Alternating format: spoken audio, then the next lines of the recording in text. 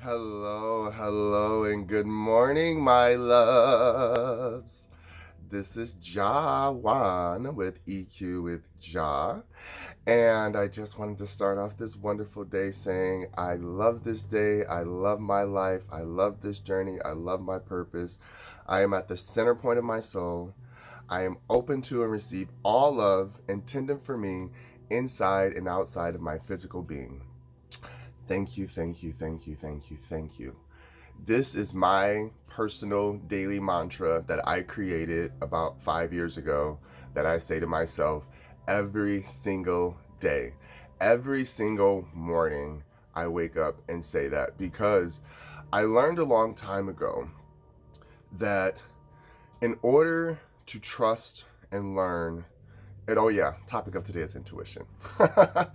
But in order to trust and learn your intuition, you have to first stop and think about what intuition is. And so for myself, I love to research everything and just get everyone else's feedback as far as the tactile, tangible information that is text and study and all the didactic stuff that we as humans go through experience and then we document and share and then we call it our real, a logical, or fact, whatever we want to go by. So as it stands, the definition of intuition is the power or faculty of attaining to direct knowledge or cognition without evident rational thought or inference. A second definition, quick and ready insight. So, where the hell does this come from? At the end of the day, because what you learn through a book is not intuition. What your parents tell you and taught you is not intuition. What you watch on TV or observe, that's not intuition. That's somebody else's intuition that they are replicating in front of you, and you're witness to what free will and intuition look like together, hand in hand. Now, to follow this more closely, the body, I'm going to preach this to the end of the day. The body is the vessel. And the brain, the actual organ, the brain, belongs to the body.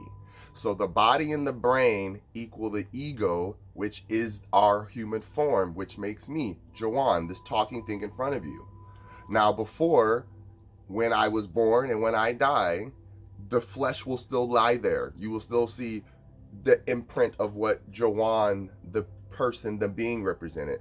But my soul, that is the thing that has that pre-memory, the pre-thought, that feeling of, that doesn't look safe. That doesn't feel good. This feels good. This feels safe. And then you go and you see, oh, okay, I was right. Your brain starts learning how to keep track of actual patterns, fractal patterns of time and imagery and things that look, feel, and sit with that emotion at the time of you going through that thought. Anytime you're thinking something, you're creating the chemical to make your mind of the heart open up its chakra and start saying, oh, they're thinking, should we be feeling this or not?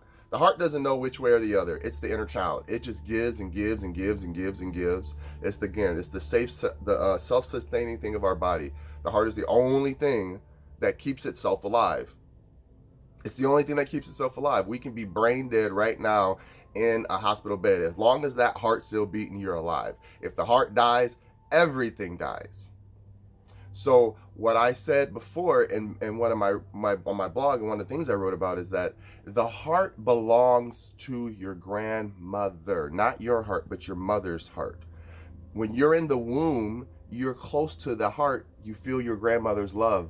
You also feel her history, her ancestors, then the men she picked, the lives she chose, all of that. That's why the matriarch is the pinnacle point of all of the family.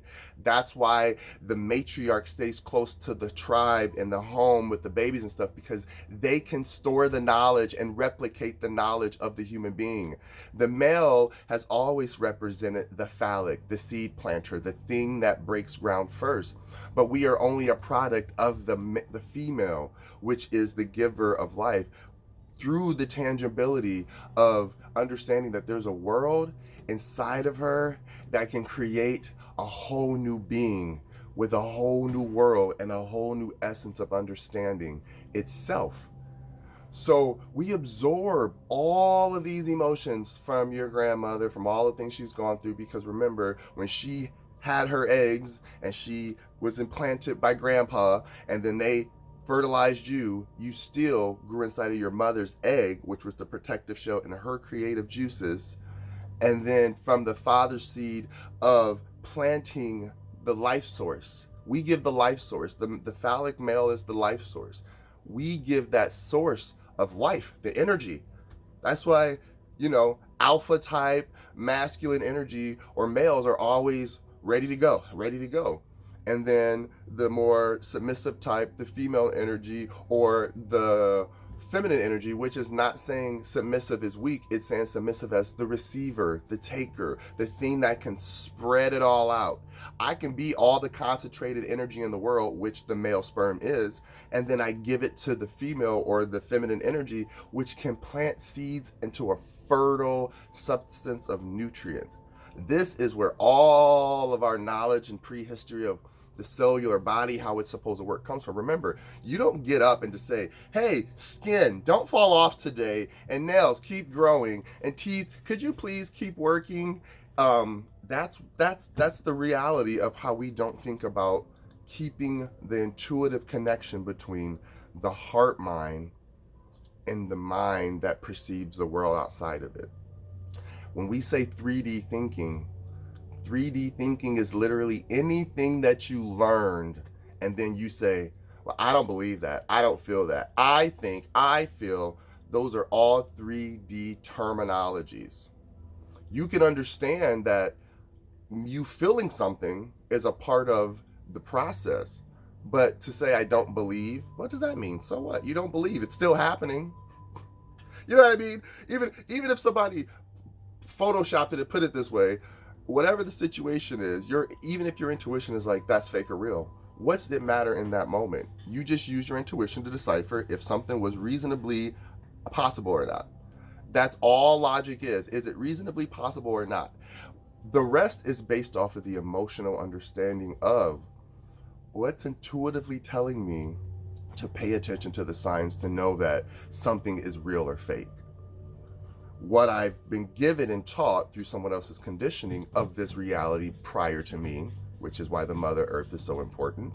We have only been here I've only been here 35 Earth Day years. What does that even mean in the history of the world and the geography of how long it's been here? Shit, squat, dookie. That's why we as humans have to stop being so attached to the things that we produce, which only are products of the emotional intuition to say, hey, I have an idea. How about you start just drawing this? And then you realize, oh wow, I'm a really good artist. Yeah, but you're also a really good computer. Think about it.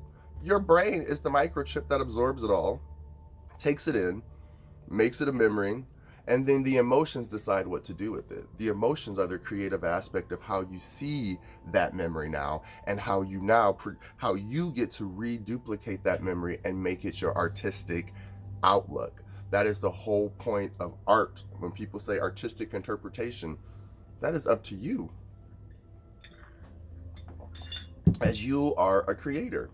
Quantum creation starts in a field of saying, I don't know anything, but what I do know is when I focus on this and I do this way, it turns out the way that I felt it should. That's why sometimes when we get used to a pattern of things happening our way, we feel they should work, and when it doesn't, we're crushed because we trusted the result versus trusting our intuition. Our intuition says, I'm going to get lucky thus far, up until a point, and then I need to change my strategy because the energy knows like energy, eventually it's going to learn the game of itself. That's why computers can learn how to do what humans do. We created something that knows how to create from itself because we are creators, which create from ourselves. Come on, people. This is how it works. Anything you think or feel and say becomes creation. Now, with that said, I'm going to spend the second half of this focused on intuition of the gut. When you are a child, you are all 100% all the way intuitive. You're tapped into the spirit world, you're tapped into your emotional world, you're tapped into everything. That's why some kids, they can walk into a room and feel that the adults were angry and instantly get weird and start crying. The babies don't even know what you were talking about, but they feel the energy of something's wrong. I should feel something's wrong too. That's an instinctual thing to feel safe. But now, we as humans, we just left an imprint on that child. They don't know what's going on. Mom turns around, baby, it's okay, everything's fine. Go back to your room. Now he has this feeling of something's not right because guess what? He lived inside of you for how many months? So he knows the mother's energy. And then the father's energy, it's learned through sight. That's what the brain starts doing. That's why we're so good at saying, well, when I was growing up, my dad did this, and that, or he wasn't around. It's easy to remember where the father wasn't because the dad is the part of the insertion process of giving you that moment of life. His intuition is just as brand new as yours because the male has to go through life and learn what he has still yet to be taught, which is how to love himself. When you love yourself, you trust your intuition. When the female loves herself, she trusts her intuition beyond the gut feeling. She trusts just knowing. When you just know, I don't need to have a feeling. I just know. That is when you're trusting the creator. You're trusting God. God knows like, hey, I made this system. Trust me. You don't even need to worry about if it's going to work or not. Just don't do it. Okay, I'm not gonna do it. And then you don't, and then you go home and you find, and then somebody else does it, and all this shit. Oh, you ain't gonna believe what happened, girl. Woo! After you left, blah, blah, blah. You know how many times I heard that story? After you left, Juwan, where'd you go? Man, everything popped off. Man, it went down. Because I could walk into a room and be like, something don't feel right. And I would just look around. Thank God I'm tall. That is the blessing of being tall. I could scan the whole damn room. I look around. I can see how people weren't having fun, pretending to have fun. I could see that it was not jovial energy of expression. It was just pure, lonely, sexual energy. And you can see people getting frustrated. People get frustrated when they can't get what they want. And then you add liquor to it. Oh, hell no. I'm like, something about to pop off. I need to go. Y'all have fun with this because these people ain't right. They don't know how to sit in their intuition, so then they trust the thoughts of the byproduct of their mind, and then they try to drink those thoughts away, and then the body innately does what it wants because it's pent up energy. The body's like, I want to move. I want to be free. I want to talk. I want to move. I want to do this. I want to have sex. I want to eat. That's why we get drunk and eat a lot and have sex and do all these things, and we say, oh, I don't want to think about what I did last night. Look, you didn't do that. Your body is just, it's natural of the human body, of any animal body. That's an innate part of the chemistry of the body. It just needs to do it. It's meant to procreate, replicate, and observe. That is the human flesh. The soul's journey is the intuitive intuitions of, you know what? I don't know why I like this, but I'm going to follow this. Because the soul's been there before. The soul knows what it wants to do. The soul knows that at the end of the day, it doesn't take a traumatic experience for you to know how to read your energy. But we've led ourselves to this linear system of thinking that it has to be the most dramatic moment in time for you to realize that your gut feeling of how to live your life and trust what you want to do that's safe for your family is correct. But we've been taught to sit around and wait for someone to give you a handout or teach you how to love. You're all doing it on your own right now. All of this, you're all self-quarantined. You know what I mean? You're all paying attention to each other. You're all doing the things you want to do. At the end of the day, most people are working from home, and that's what they want. That's what they need. And I'm not saying they like something against us negative. I'm saying that's what we as humans need. We are at the point now where we don't have to physically go out and work that laborious. There are jobs that are necessary for that because they can't be created for these other jobs that we have to be able to sit at home and do work from home. Remember, this is how technology works and history works. So as long as you trace the pathology of what you have and what you cherish now is so important, it came from your ancestors and they did something with it. When they sat around and had nothing to do, they created. They trusted their gut instinct that now's the time to make a new tool. Now's the time to make a new invention. Now's the time to create a new level of love and understanding of how we come together collectively as a tribe and how we can change the world profoundly overnight, without anyone's permission, because creation creates itself. It does not need permission to create. I love you guys. Stay blessed. Mwah.